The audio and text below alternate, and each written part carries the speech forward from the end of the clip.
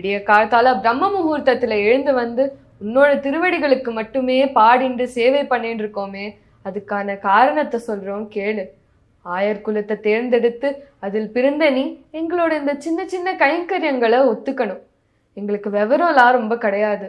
ஏதோ உனக்கு விசிறி வீசுறது, கால் பிடிச்சு விடுறது, உனக்கு பிடிச்ச பூ எடுத்துன்னு வருது, வெண்ணெய் எடுத்துன்னு வருது, இதெல்லாம் தான் எங்களுக்கு தெரியும். அதை நீ ஏத்துக்கணும் கண்ணா.